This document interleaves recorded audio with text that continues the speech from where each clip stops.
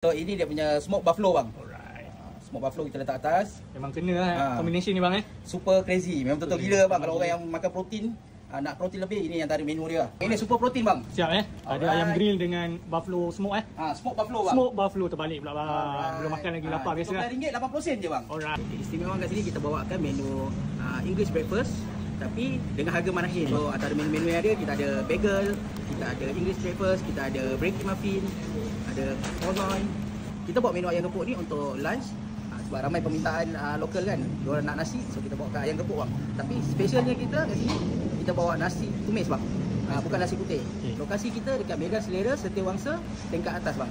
So kalau abang naik atas ni memang ada satu kopitiam dekat atas ni. Waktu operasi dari 7.30 hingga 2 petang. Cuti hari apa bang? Cuti hari Jumaat je bang. So hari Jumaat kita tertib, kita nak bagi staff semua pergi solat untuk rehat lah hari Jumaat. So bagi yang nak rasa kopitiam, harga marahin, boleh datang ke food court Medan Selera Setiawangsa bang.